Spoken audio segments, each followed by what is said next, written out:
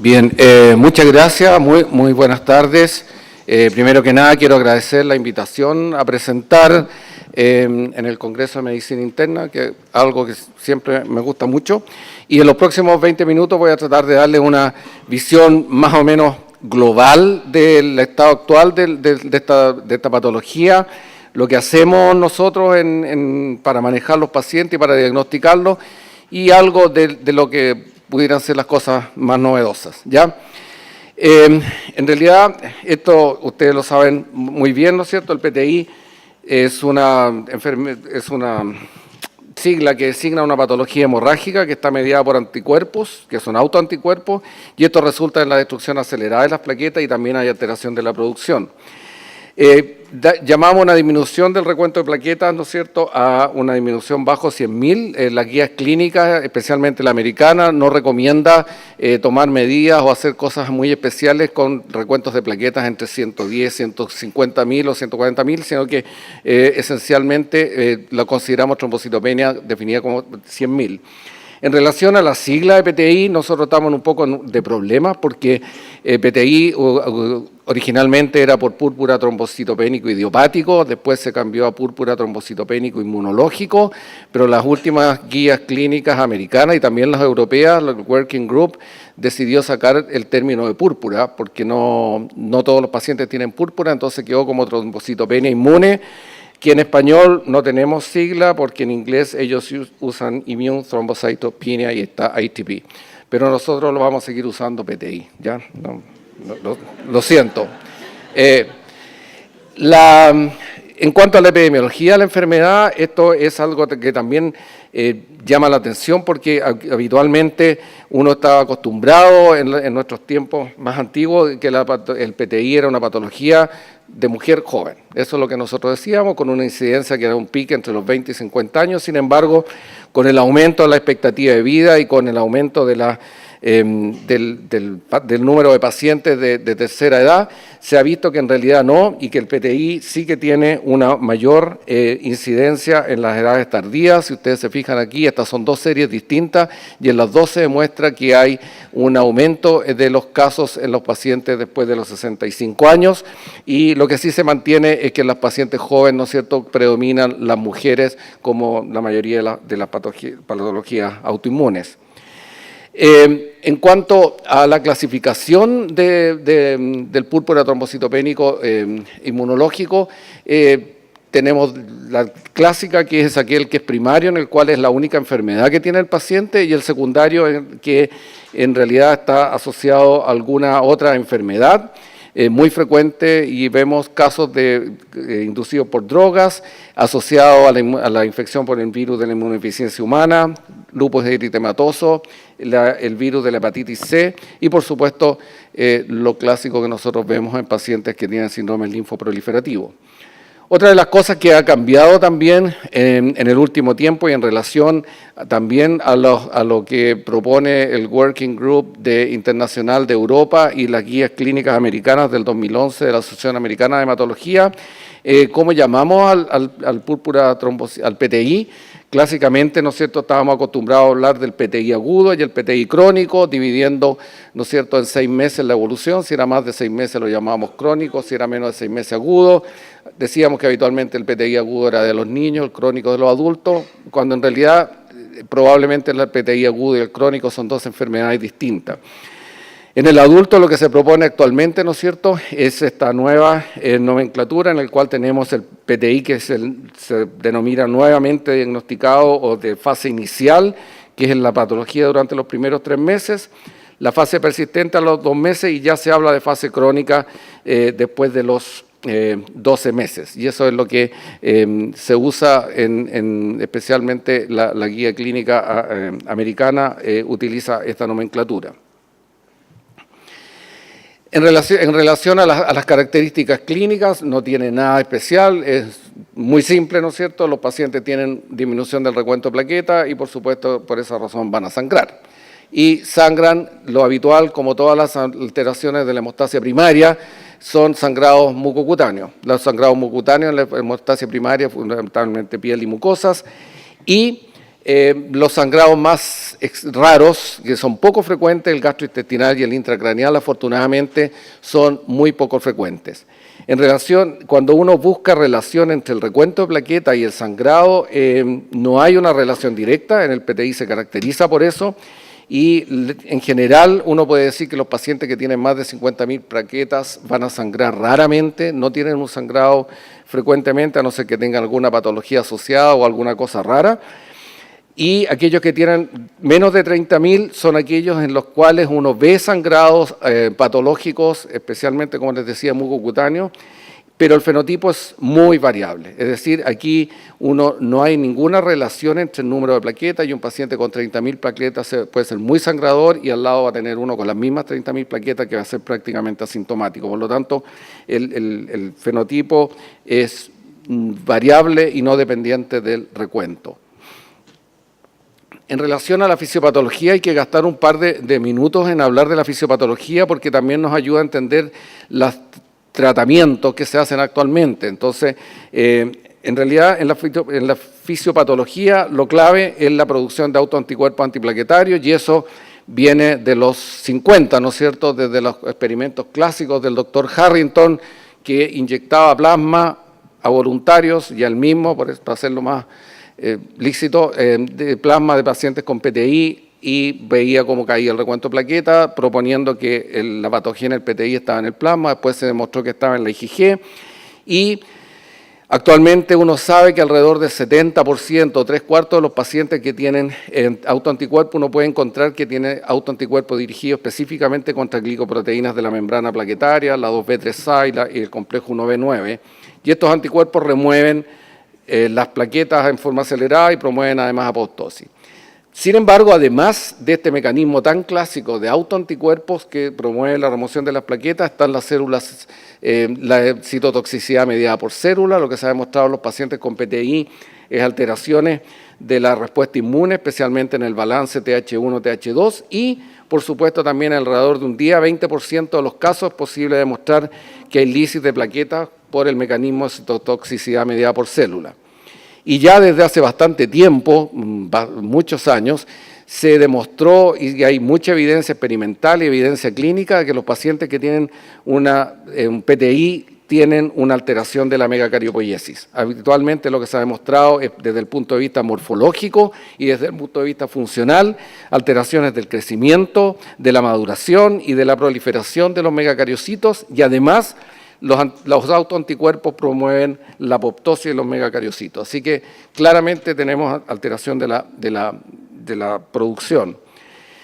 En relación a cómo nace el PTI, todavía tenemos bastantes dudas, no hay mucha información fina de qué es lo que pasa, porque en el fondo lo que tenemos que aceptar es que el sistema inmune se tiene que exponer a antígenos plaquetarios y montar una respuesta inmune, una respuesta inmune. Y en ese sentido lo que se propone es que puede haber una relación con la infección. Esto está claramente demostrado en el PTI de los niños, en que la mayoría de los casos tienen antecedente de una infección viral reciente.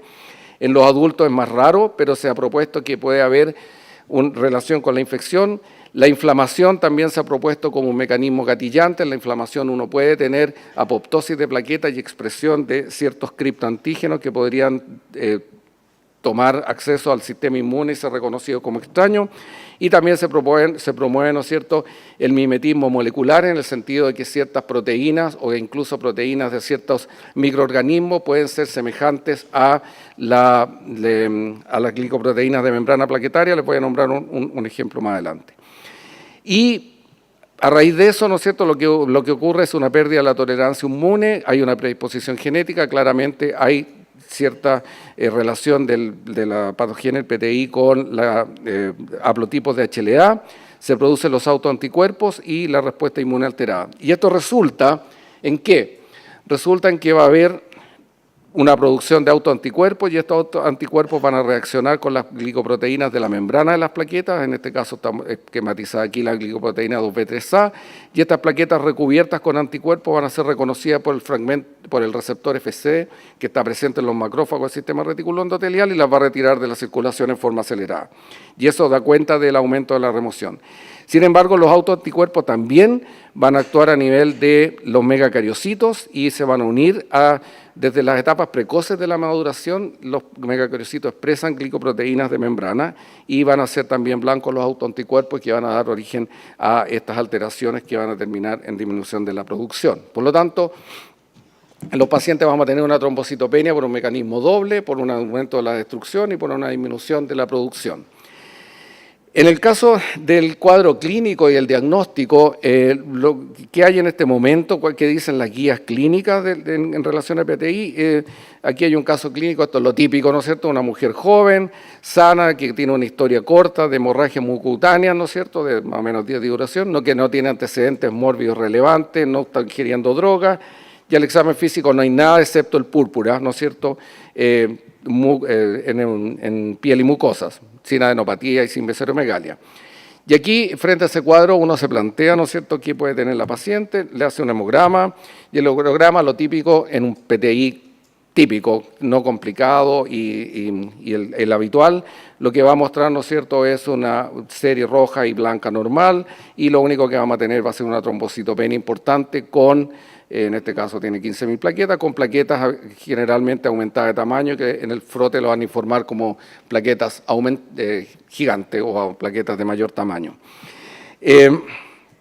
Ahí es donde uno se plantea qué otros estudios de laboratorio nos pueden apoyar para hacer el diagnóstico, y ahí uno se encuentra con el estudio de la médula ósea, los anticuerpos antinucleares y anticuerpos antifosfolípidos, anticuerpos antiplaquetarios, anticuerpos antiglicoproteínas de membrana plaquetaria y anti-VIH y VHC. ¿Qué hay en este momento y qué dicen las guías clínicas sobre esto? Que el estudio de médula ósea no se recomienda en los casos típicos de trombocitopenia autoinmune. En el caso como el que yo les presenté, no tiene ninguna indicación de estudio de médula ósea. Las guías europeas dicen que los pacientes sobre 60 años deberían hacer ese estudio de médula ósea. La guía americana dice que no hay que hacerle a nadie, excepto si uno tiene sospecha de que haya alguna otra alteración. Por lo tanto, en un caso en que ustedes no sospechen nada especial, como el que yo les presenté, la médula ósea no es necesario. Los anticuerpos antinucleares tampoco si no existe una sospecha clínica de que el paciente tenga una enfermedad autoinmune. Aquí quiero ser bien enfático. Los anticuerpos antiplaquetarios y la IgG asociada a plaquetas no tienen ninguna utilidad en el PTI. A nosotros en el laboratorio nos siguen llegando todos los días solicitudes de PA-IgG y anticuerpos antiplaquetarios en pacientes con PTI. No tienen ninguna utilidad, no son específicos, no son sensibles, así que olvídense. Y los anticuerpos antiglicoproteína plaquetaria, que en un momento se le pretendió dar cierto valor, tampoco son útiles. Lo que sí está recomendado por las guías americanas es la realización de anticuerpos anti-VIH y antivirus de la hepatitis C, y gran tema y de gran controversia es la infección por Helicobacter pylori, que las guías no se comprometen ninguna de las dos y la literatura es bastante confusa en ese sentido, especialmente las series japonesas son las que más han demostrado la utilidad de la erradicación del Helicobacter, pero hasta el momento no lo tenemos muy claro. En relación al manejo, esto también está bastante estandarizado, ¿no es cierto? Los pacientes que tienen recuento de plaquetas de más de 30.000 solo observación, si tienen menos de 30.000 ya pensaríamos en tratarlos si están sintomáticos. Con plaquetas muy bajas a lo mejor vale la pena hacer alguna medida más extrema como los glucocorticoides y la inmunoglobulina intravenosa. En relación a consideraciones generales en cuanto al tratamiento de los pacientes, lo importante es pensar que el sangrado grave es poco frecuente, menos del 10% de los adultos, que no hay relación entre el sangrado, como les dije, y el grado de trombocitopenia, sangrado heterogéneo, y en realidad el objetivo del tratamiento del PTI no es otra que aumentar el recuento de plaquetas. Eso es lo que queremos hacer para evitar sangrados posteriores. En primera línea, una vez que ustedes hacen el diagnóstico del paciente con PTI, lo que disponemos en este momento es esto. Tenemos los corticoides en la forma de prednisona, metilprednisolona, dexametasona, y la inmunoglobulina intravenosa que se usa en casos de que uno tenga trombocitopenia muy extrema o quiera subir el recuento de plaquetas rápido. No voy a entrar en mucho detalle porque no tengo tiempo. Y la inmunoglobulina anti-RH nosotros no la usamos en Chile prácticamente, así que no la voy a tocar. Pero sí voy a dos palabras sobre qué pasa con los corticoides en este momento. Nosotros tenemos la prednisona, pero en el último tiempo ha irrumpido con bastante fuerza el uso de la dexametasona en dosis alta, 40 miligramos por 4 días, que se puede dar en un ciclo, 2 ciclos, hasta 4 ciclos. Y en contraposición a lo clásico que nosotros damos, ¿no es cierto?, que iniciamos el tratamiento con prednisona 1 miligramo por kilo. Los estudios iniciales de esto demostraron que las tasas de respuesta inicial a dexametasona 40 miligramos por 4 días eran bastante altas, pero con una respuesta sostenida que se cae como lo que uno ve con las prednisona. Posteriormente aparecieron más trabajos, estos son los trabajos más recientes, donde se comparó directamente la prednisona 1 miligramo por kilo por día con la dexametasona por 4 días, y lo que ustedes pueden ver aquí en resumen de la tabla, no hay prácticamente diferencias, o sea, actúan igual, y lo último que hay es un metaanálisis donde se muestra el efecto de la dexametasona versus la prednisona, y en la única donde se encontró diferencia es a los 14 días, es significativamente mejor la dexametasona, tanto en la respuesta global, que es el cuadro del medio, como la respuesta completa, que es el de abajo. Por lo tanto, son equivalentes. Las guías clínicas salieron antes de estos trabajos últimos, por lo tanto, si ustedes leen la última guía clínica accesible, que es la de la American Society of Hematology, les va a decir prednisona, pero yo creo que en este momento son equivalentes el uso de la dexametasona en ciclo corto de 40 miligramos por 4 días con la prednisona.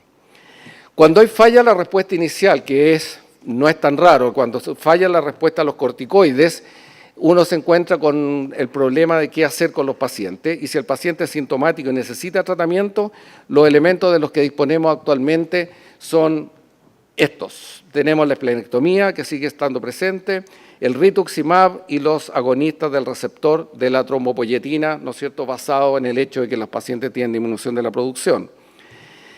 La esplenectomía, ¿por qué es importante? El vaso es súper importante en el PTI porque el vaso es fuente de la remoción, como ustedes ven aquí, remoción de las plaquetas cubiertas con anticuerpos, y además es productor de anticuerpos antiplaquetarios.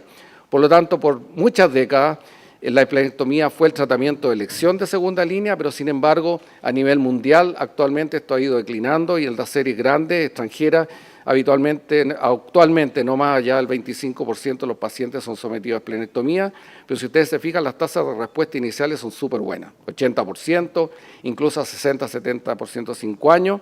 Las complicaciones son el riesgo de infección y el riesgo de trombosis, que ustedes lo conocen. Aquí un par de trabajos que les muestro de que hay actualmente de lo que sabemos de la esplenectomía. Este es un metaanálisis de hartos pacientes que se hizo el año 2004, donde ustedes pueden ver en el resumen, estos son 2.600 pacientes, que las complicaciones, los resultados muestran que hay una tasa de remisión, ¿no es cierto?, que es bastante buena en los pacientes, 66% de remisión completa, seguido hasta 29 meses, y las complicaciones quirúrgicas están dadas fundamentalmente por la laparotomía, en cambio cuando se hace esplenectomía laparoscópica es mucho menor. Y este es un estudio multicéntrico italiano que me pareció interesante porque no voy a entrar en los detalles, pero sí que la línea final muestra que hay una respuesta global de 60% en remisión a los 10 años. O sea, si ustedes se fijan, la esplenectomía sigue siendo un muy buen tratamiento para el PTI, y eso se refleja en una editorial reciente del Blood, que dice que la esplenectomía de trombocitopenia inmune, down but not out. ¿Ya? En relación al rituximab, no voy a decir mucho porque el rituximab se ha usado como un anti-CD20, ¿no es cierto?, en pacientes con trombocitopenia inmune refractario al uso de corticoides, y en todos se ha mostrado algún efecto del rituximab. Este es un metaanálisis. Pero si ustedes se fijan, este es un metaanálisis en el cual de 5 ensayos randomizados, solo uno de los ensayos eran pacientes refractarios a prednisona, que es lo que uno habitualmente usa.